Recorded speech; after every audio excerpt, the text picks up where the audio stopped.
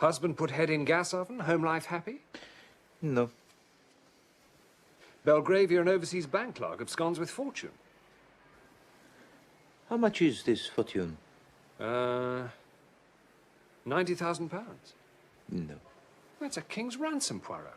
When it is used to ransom a king, it becomes interesting to Poirot. Missed typist of 21. Where is Edna Field? Oh, no. There's good stuff here, Poirot. Mysterious suicide, absconding bank clerk, missing typist. Yes, but I am not greatly attracted to any of them, mon ami. I have many affairs of importance of my own to attend to. Such as? My wardrobe, Hastings. If I mistake not, there is on my new grey suit the spot of grease. You have noticed it, perhaps, eh? No. No? Well, it's only the one spot, you understand, but it is sufficient to trouble me. Then there's my winter overcoat. I must lay him aside in the powder of Keating's. Eh? And I think... Yes, I think the moment is ripe for the trimming of the moustache. Also the pomading. There's a lady to see you, Mr. Poirot. A lady? A client. Her name's Mrs. Todd. Unless the affair is one of national importance, I touch it not. I couldn't say, sir. Shall I ask her? Yeah, no, Miss Lemon. Show Mrs. Todd in. We shall judge for ourselves, eh, Hastings? Oh, yes, yes. Mrs. Todd. Doesn't sound as if she's nationally important. Mind you, I knew a Mrs. Jones once who was master of hounds with the Mid-Rutland. Yes? No, that's all. Funny woman. Mrs. Todd, sir. Thank you. Oh, are you Mr. Poirot? I am Hercule Poirot? Yes, madame. Oh, you're not a bit how I thought you'd be. Did you pay for that bit in the paper saying what a clever detective you were, or did they put it in themselves? Madame. Oh, I'm sorry, I'm sure. But you know what newspapers are like nowadays. Nothing but puff. But no offence taken, I hope. I'll tell you what I want you to do for me. I want you to find my cook. I fear you are making a mistake, madame. Hercule Poirot is a private detective. I know that. Haven't I just told you I want you to find my cook for me? Walked out of the house on Wednesday without so much as by your leave and never came back. I am sorry, madame, but I do not touch that particular kind of business. I wish you good day. So that's it, is it? Too proud, eh? Only deal with government secrets and countesses' jewels? Well, let me tell you, Mr. High and Mighty Poirot, a good cook's a good cook. And when you lose one, it's as much to you as pearls out of some fine lady.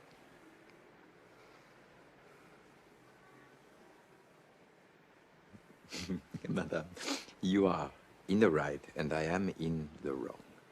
Your remarks are just and intelligent. This case would be a novelty, Hastings. Never before have we hunted a missing domestique. Truly, here is the problem of national importance. En avant. Where do you reside, Mrs. Todd? 88 Prince Albert Road, Clapham.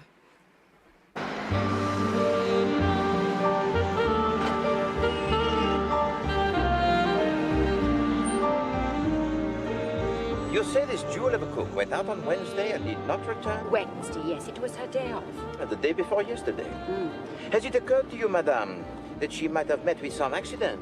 Have you inquired at the hospital? That's exactly what I thought yesterday. But this morning, if you please, she sent for her box. What box? Her box. Her trunk. Luggage.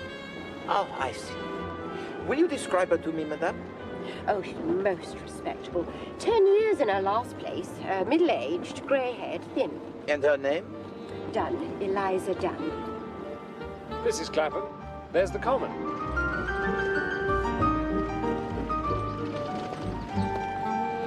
Chum. You had no disagreement with her on Wednesday, madame? No, that's what makes it all so queer. How many servants do you keep? 2. Miss Dunn and the house parlour maid, Annie. There we are. There's 88. All right, driver.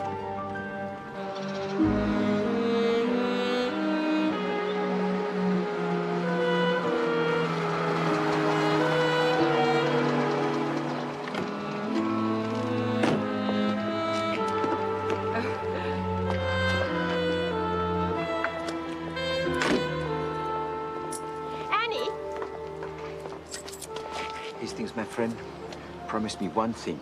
What's that, Poirot? Never, but never, must Chief Inspector Japp hear that I investigated such a case. Mum's the word, old boy.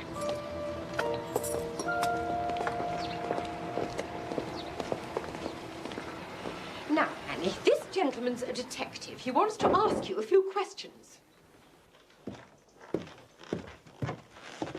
Here we are, sir. Voyons, Mademoiselle Annie. Sit yourself. Thank you, sir. All that you shall tell us will be of the greatest importance, Annie. You alone can shed any light on the case. Without you, I can do nothing. Oh, sir, I'm sure I'll tell you anything I can, sir. That is good. Now, first of all, what is your own idea? You are a girl of remarkable intelligence that can be seen at once. But this is a queer thing, eh? What is your own explanation of Eliza's disappearance? White slavers, sir. I've said so all along, sir. Only no one will listen. Cook was always warning me against them. Don't you go sniffing no scent, nor eating no sweets, no matter how gentlemanly the fellow. This is something we had not thought of, Hastings. No. Right. Good heavens. But would she have sent for her trunk? Beg pardon, sir? Miss Dunn sent for her trunk, I believe. Now, if she had truly been taken by these white slavers, would she have sent for her luggage? Well, I don't know, sir. She'd want her things, wouldn't she? Even in foreign parts, she'd want her things. Who came for her trunk, Annie? The carriers, sir. The men from Carter Patterson. And did you pack it for her? No, sir. It was already packed and corded. That is interesting. That shows that when she left the house on Wednesday, already she determined not to return. You see that, do you not? Oh, I'd never thought of that. No. Tell me now, Annie. What was the very last thing Eliza said to you before she went out? She said, if there's any stewed peaches left over from the dining room, we'll have them for supper. And a bit of bacon and fried potatoes. Mad over stewed peaches, she was. I shouldn't wonder if that wasn't the way they got her. Got. The white slavers. Ah, the stewed peaches. Quite. Thank you very much, Annie. You have been most helpful.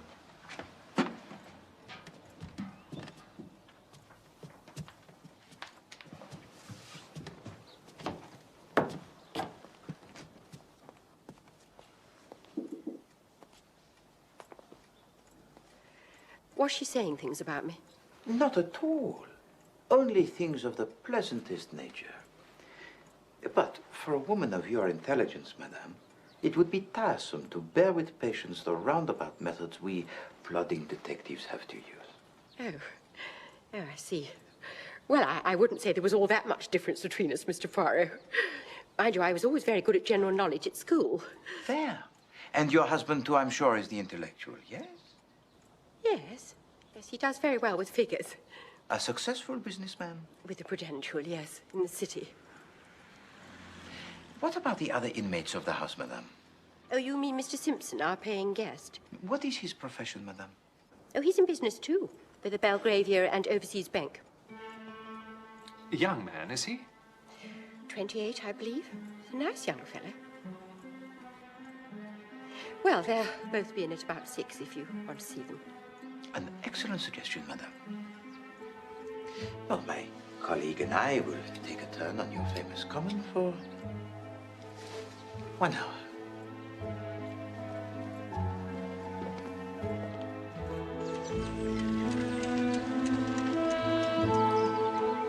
It's a curious coincidence that the paying guest Simpson works in the same bank as the absconding clerk. They must have known each other. Perhaps. Or possibly Davis visited Simpson, fell in love with the cook, and he persuaded her to accompany him on his flight. Come, Hastings. let us go back to the Prudential, Monsieur Todd.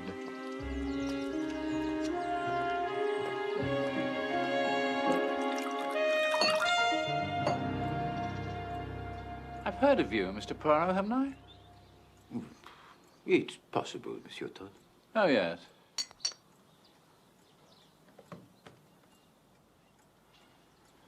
I follow crime, you know. Indeed. Well, perhaps you have some theories about the disappearance of your cook. Theories? No.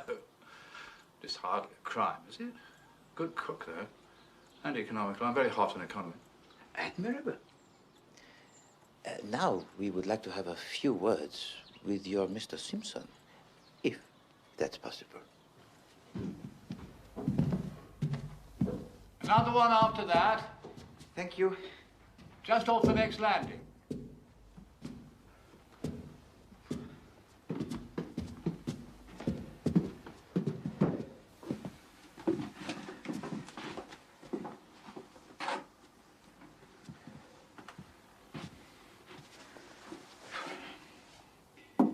Mr. Simpson? Hold on.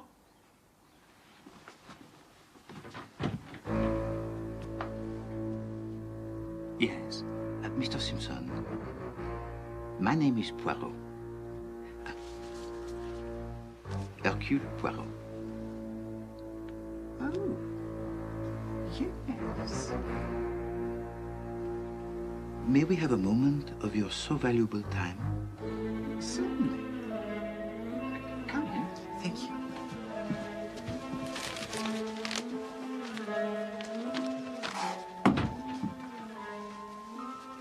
Mr. Simpson, Mrs. Todd has engaged me to find Eliza Dunn, the cook. Oh? Where is she? Well, that is what we do not know, monsieur. You know her, of course. Well, I must have met her, I suppose. Well, it would seem that Miss Dunn has not been seen since Wednesday. Did you see her on that day? I don't think so. I don't know. You were at work as usual on Wednesday? Yes?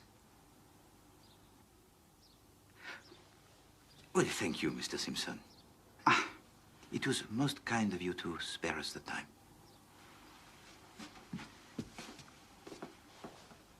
Tell me, Mr. Simpson, what does a young fellow find to do around here of an evening, huh?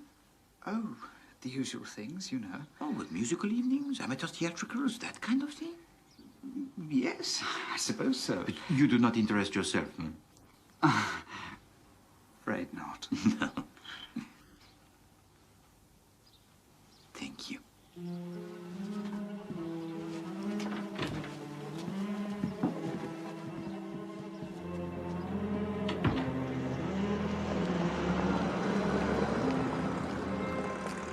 I think that husband's got something to do with it.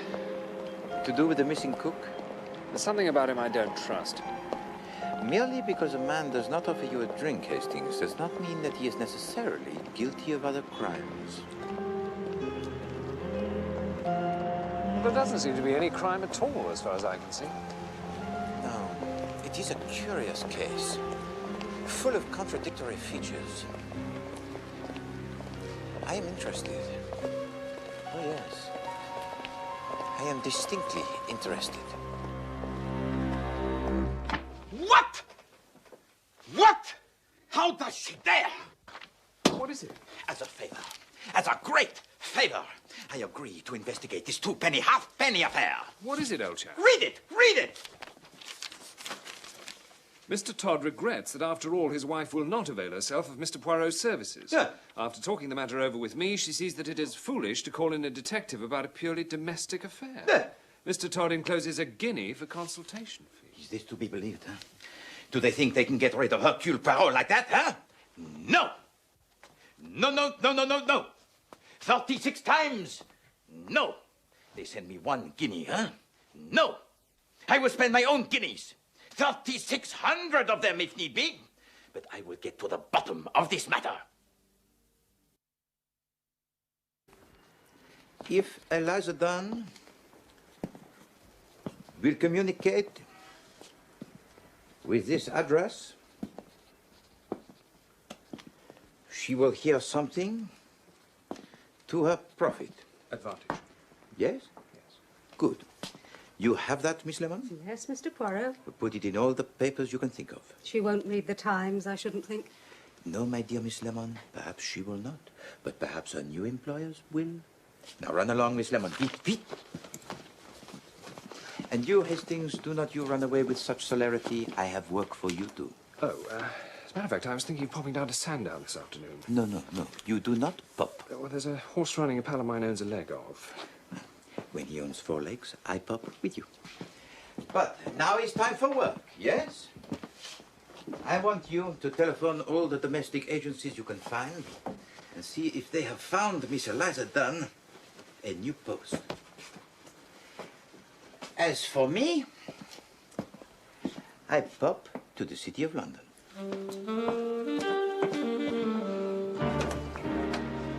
And Mr. Simpson was at work as usual on Wednesday? Oh, yes, Mr. Simpson is an excellent timekeeper. Though, to tell the truth, he was absent on Thursday with a cold.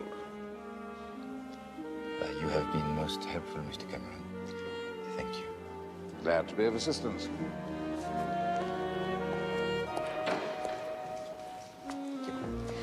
It is an unfortunate occurrence, this business of Davis absconding. Oh, you read about that, did you? Well, one could scarcely miss it. Well, the newspapers love scandals about banks. That is human nature, Mr. Cameron. But it is comforting for us mere mortals to know that banks, too, have their difficulties. Again, I thank you, monsieur.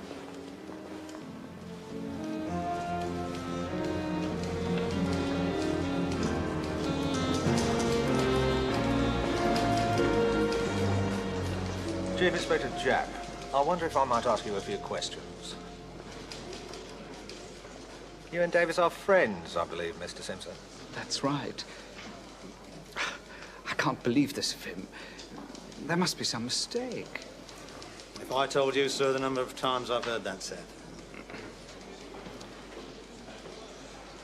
If you had to hazard a conjecture, Mr. Simpson, as to where Davis might go if he wanted to hide, where would you say? I don't know.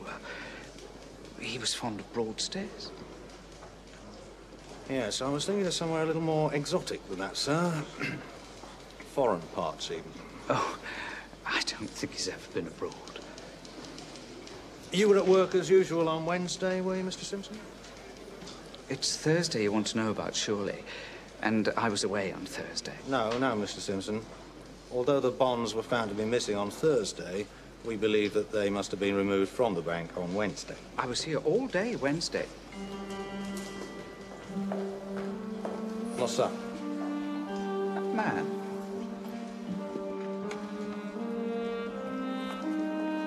What about it? He was at my diggings yesterday.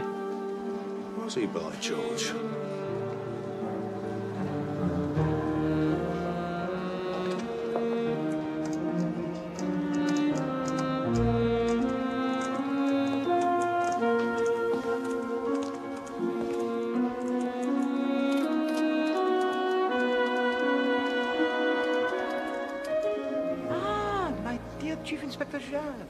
After the reward, eh, Poirot? Oh, no. No, I am engaged on quite a different case. And what would this different case be, then? Ah, well, now, there is such a thing as client confidentiality, Chief Inspector. Let me just say that this case I am engaged on is of national importance. Well, I'm glad to hear it, Poirot. Someone was trying to tell me you'd gone into the missing domestics business. No, I said. Not Poirot, I said. Hard times or not, he wouldn't fall that far.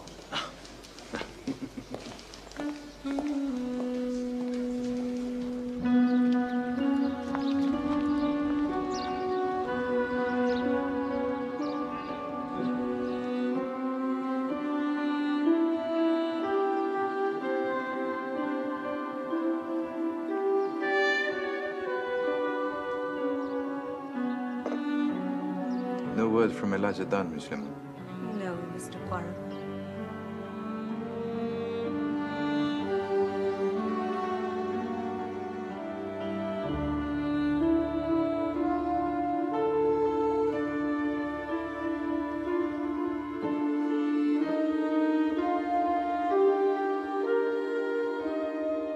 Another letter from the Duchess of Wrexham. No, no, no. She sounds desperate. No.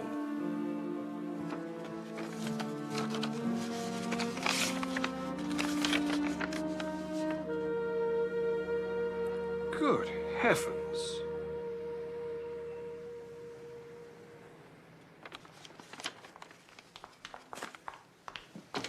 Mr. Poirot, Mr. Poirot. Yes, Miss Lemon, yes. There's a letter, sir. A letter from Eliza Dunn. There! Did I not tell you, Hastings? And you try to waste Poirot's time with the duchesses. Well, I only thought... You must learn, my friend, the patience. Read it to us, Miss Lemon. Dear sir or madam, ref your ad in the paper. I already got my legacy, if there's some mistake. Yours truly, Eliza Dunn, miss. P.S. Thanks all the same for your trouble. What does she mean, legacy? We must talk to this woman at Fell Cottage, Amdale, Keswick. Keswick? That's Keswick, Mr. Poirot, in the Lake District. Ah, are there trains to this place? Oh, yes. Bon. Come, Hastings. We have a train to catch. But...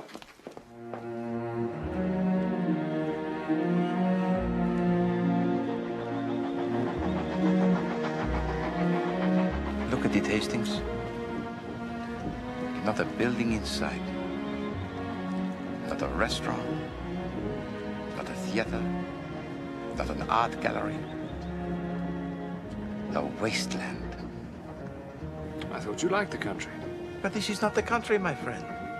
The country is full of trees and flowers and public houses. This is a desert. I don't know why we've come all this way anyway. You found the cook. Huh. The cook is but the beginning of the story, Hastings. We're on to bigger things.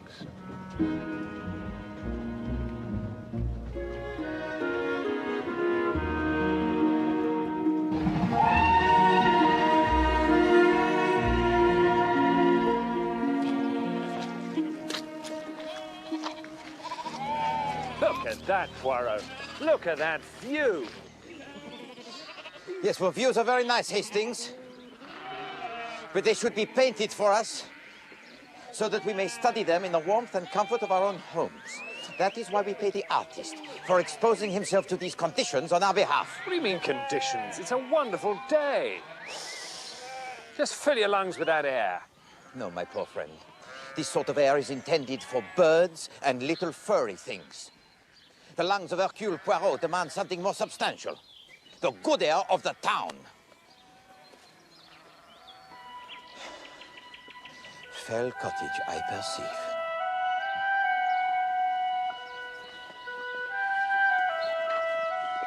We have got the right Eliza Dunn, have we? I mean, what's she doing all the way up here? That is what we are here to find out.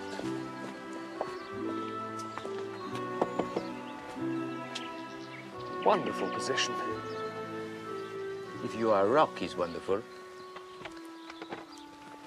Yes? Miss Eliza Dunn. Yes. Formerly in the employ of Mrs. Ernestine Todd at 88 Prince Albert Road, Clapham. That's right. I am Hercule Poirot, Miss Dunn. Well, you were kind enough to answer my newspaper advertisement. Oh, yes. Well, like I said in my letter, sir, I've already got my legacy. Miss Dunn, may we be permitted to come into the house for a moment? I'm sure your employer will not object. No, she won't mind. Come in. Thank you. Come in.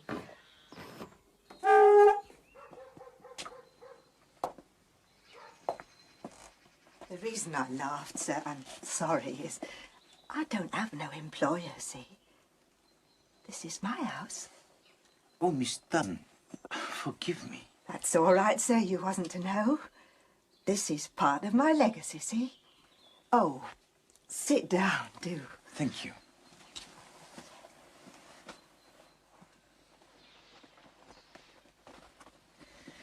Now, Miss Dunn, you have mentioned your legacy, but Captain Hastings and I, we know nothing of this. What was the ad then?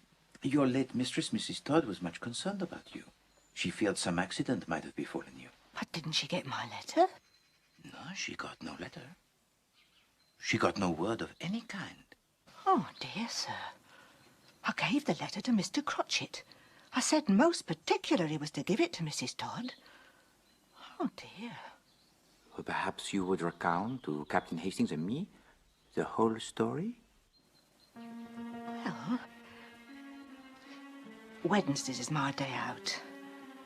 And it was last Wednesday that it all started like. The stone which the builders rejected, the same is become the head of the corner.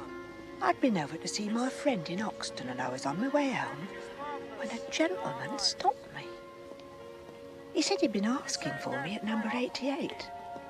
Then he told me some story about an old friend of my grandmother's in Australia leaving me a house and some money in her will. Well, I didn't believe him at first. And then he showed me this letter. It will be the stone which the builders have rejected.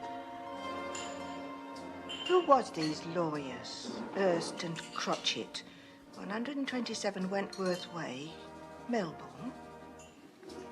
Well, one of them is right here, Miss Dunn. Benjamin Crotchet, attorney at law. I hope that allays your very understandable fears. Oh, yes, indeed, sir. I didn't mean to doubt you. Now, Miss Dunn, to business. I do have to tell you that the house is in Chiswick. Ah, that's just over by Acton, isn't it, sir?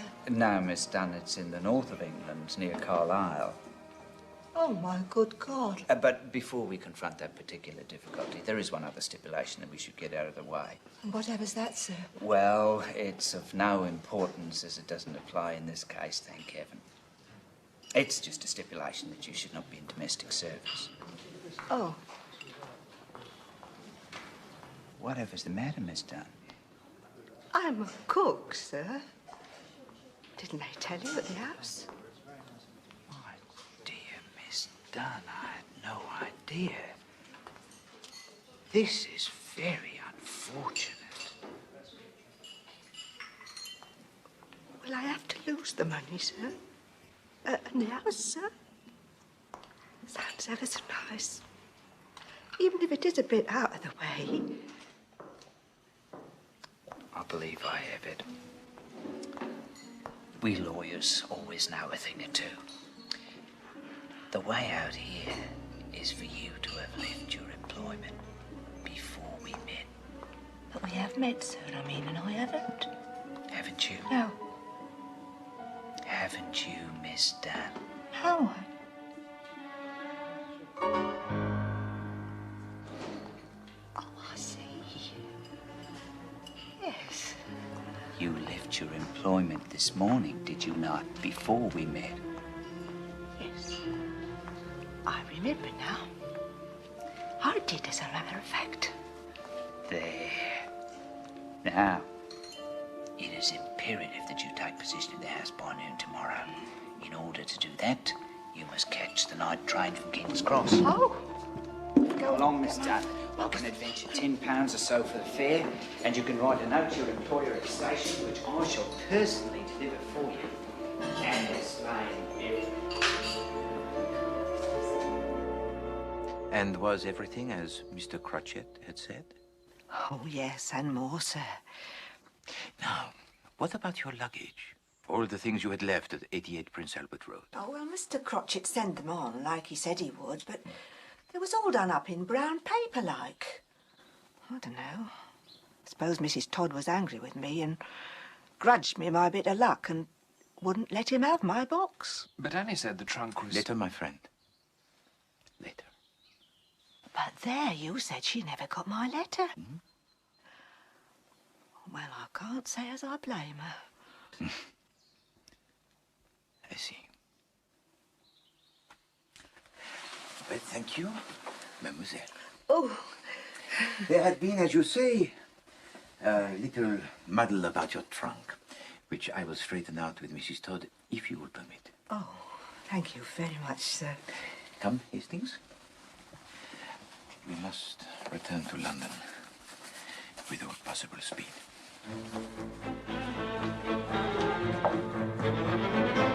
Is there nowhere you can contact the Chief Inspector Japp? Then telephone him at his home. Yes, of the greatest urgency. Tell him he should not be looking for Davies. He should be looking for Simpson. No, not Davies, but Simpson!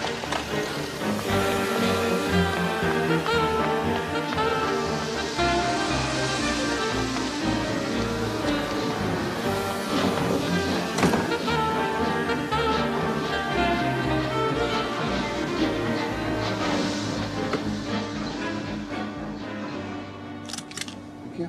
Thank you. Thank you very much. Why should Jap want Simpson all of a sudden? What's Simpson supposed to have done? Hastings, my friend, the little grey cells are not working today, huh? They take a little vacances, huh? It's to do with this Eliza, isn't it? No. We have moved beyond the petty sphere of cooks from Clapham, Hastings. Then it's something to do with this Australian fellow. There is no Australian fellow. Yes, there is. She told us about him. Do you remember when we interviewed Simpson? Interviewed Simpson? No. In his little room at the house in Clapham. Oh, right, the lodger, yes. Do you remember I asked him if he took an interest in amateur theatricals? Yes, I do, as a matter of fact. Why do you think I asked him that? Why? Well, making conversation, I suppose. I asked him that because he had recently been wearing a false beard. He had a tiny trace of gum arabic in his, what do you call it here? Sideburn. Sideburn, yes. Do you see? Oh, right, yes. Bon.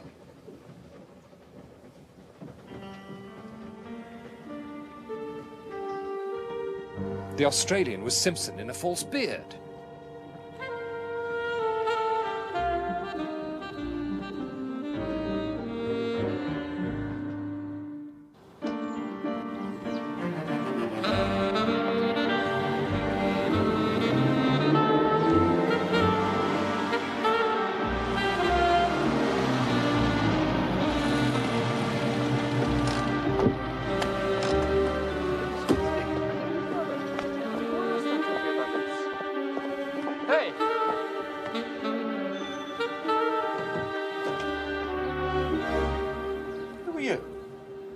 I am Hercule Poirot. Who are you? Sarge, there's some French gent at the door. No. I am not some French gent. I am some Belgian gent. Well, and if it isn't Mr. Poirot? It is. Is the lady of the house in? The Chief Inspector's here. Mr. Poirot! Ah, Mrs. Todd, I don't know how you have the impertinence to show your face here again. But, Mrs. Todd... You were paid off, Mr. Poirot. You were paid off handsomely. Well... And then look at this. We've got policemen crawling all over the house. Yeah. You're not too popular in Clapham this morning, Poirot. Bit of a wild goose chase, this. As far as we can ascertain, this Mr. Simpson of yours is a perfectly respectable young bank employee who happens to have gone home to his family. We have the Shropshire Constabulary checking that at the moment. I only wanted to ask... No. Well, perhaps you'd be interested to know... No, I wouldn't. Good day, Mr. Poirot. Poirot?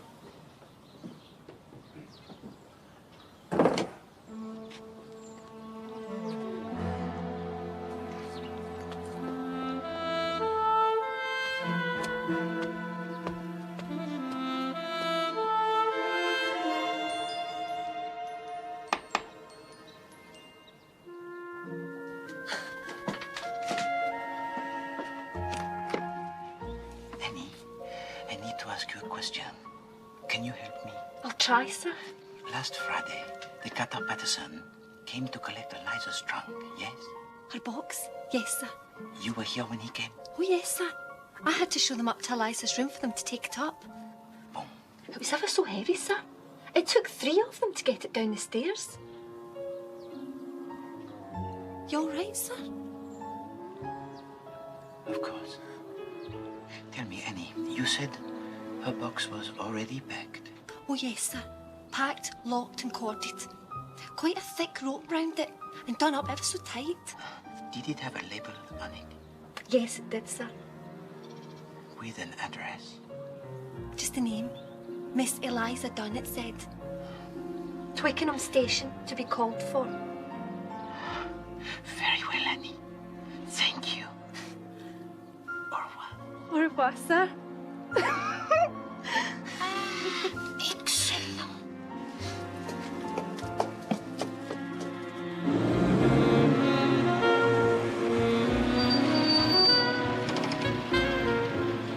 Then why would Crotchet want to perpetrate such an elaborate hoax? Ah, that is a very good question, Hastings. But Eliza Dunn has got her house. I shall be surprised if she finds she has more than a 6 months lease. So what did Crotchet want? Crotchet? Well, Simpson then, pretending to be Crotchet. He wanted something that Eliza Dunn had. Money, the Australian legacy. He wanted a battered old tin trunk. Her trunk? There's nothing in it. But he could buy a trunk. Oh, but he did not want a new trunk, mon ami. He wanted a trunk of pedigree. A trunk of assured respectability. Now look here, Poirot. What would Simpson want an old trunk for? To put the body in, of course.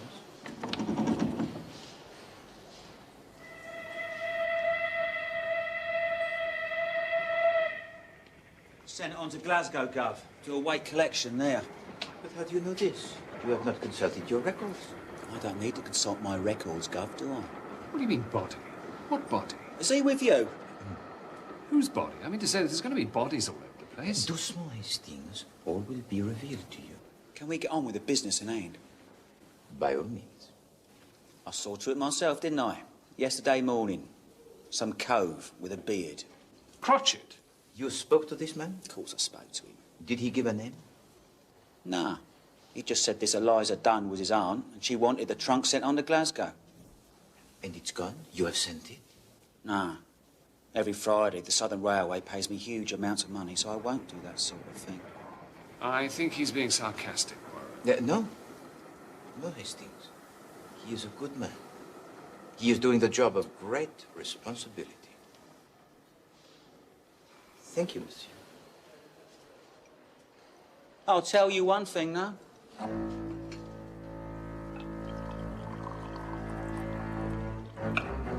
And what is that, monsieur? You looking for this bloke or something? Well, of course we're looking for him. I'm talking to the engineer, not the oil rag. Now, look here! No, Hastings. What is this one thing you will tell us, monsieur? All right. I'll tell you.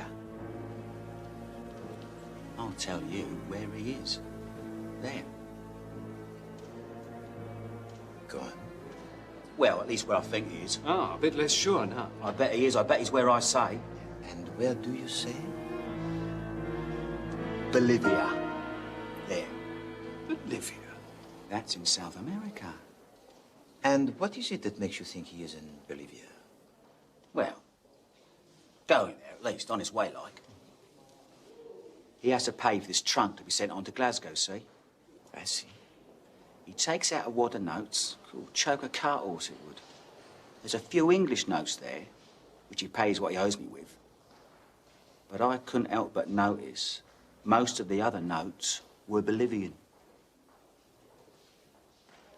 Hastings, this gentleman is a genius. How do you know they were Bolivian? Well, one tiny little thing was, they had Bolivia written all over them, didn't they?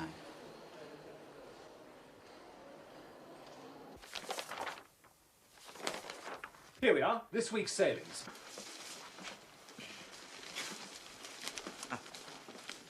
Nothing for Bolivia today. Bolivia is a landlocked country, Hastings. Ah, that explains it then. One sails to Buenos Aires and goes by train from there. What lovely names they all have. Queen of Heaven sailing for Caracas. Thank you, Miss Lemon. Can we stick to Buenos Aires, please? Ah, here we are. The SS Novonia from Southampton at 1 a.m. Well, let's go then. Are we looking for Simpson or the trunk? Simpson, of course. The trunk is in Glasgow. But first, Scotland Yard.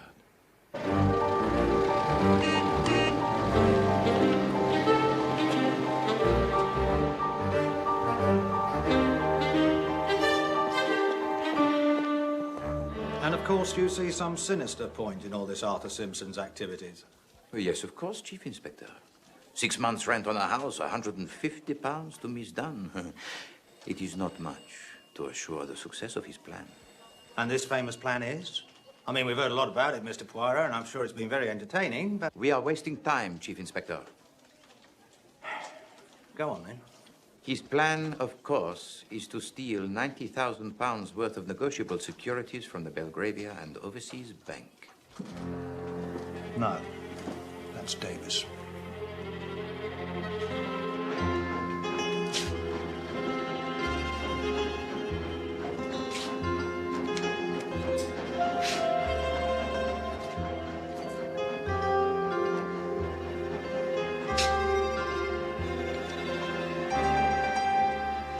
Here it is, Sergeant. Chief Inspector Japp speaking. Oh, yes, Sergeant. Good. Good. It's Glasgow. They found the trunk. And? What do you mean, and? Have they opened it? Sergeant Hendry, have you opened the trunk? Ah, yes, I see. Apparently they need a warrant up there.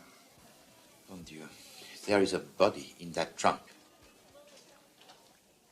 A body. Look, Sergeant, there seems to be the possibility there's a body in that trunk. Yes, a dead body. You will? Right, thank you.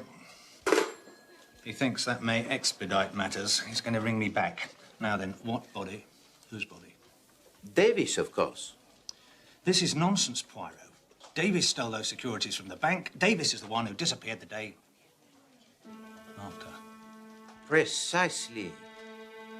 You think what Simpson wanted you to think. Listen, Chief Inspector. On Wednesday, Simpson, disguised, decoys away the cook. Now, he has already removed the securities from the bank, but knows that this will not be discovered until Thursday afternoon. Now, he does not go to the bank on Thursday. Instead, he lies in wait for Davis when he comes out to lunch and asks him to come to Clapham with him. Now, it is the maid's day out. Mrs. Todd is at the shops. There is no one in the house. Simpson kills Davis.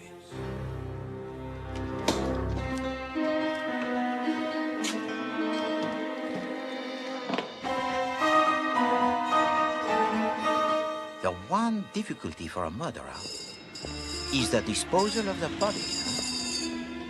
And that is why Simpson wanted the trunk of Miss Eliza Dunn.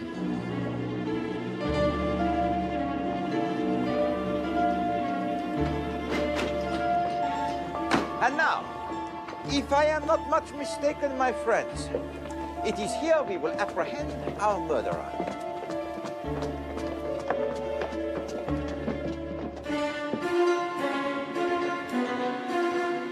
Have I got something wrong, Chief Inspector? No, no, Poirot. Can't be right every time.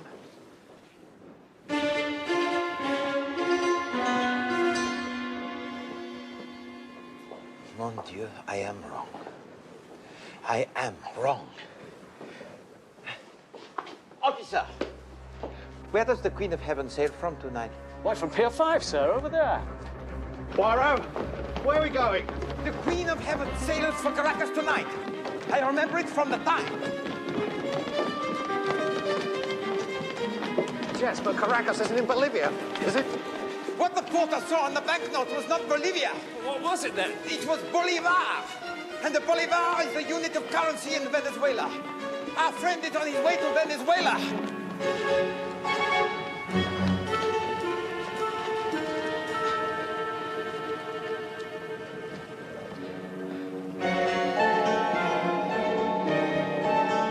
Simpson!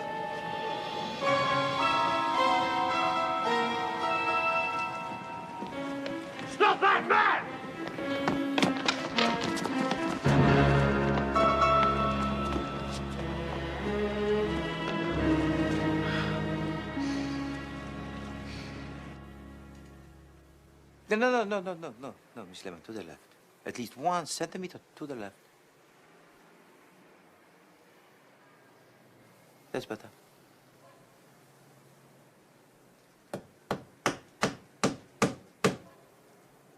Voila.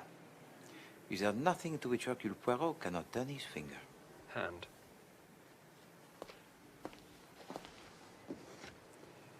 Pay to Hercule Poirot the sum of 1 guinea only, Ernest Todd.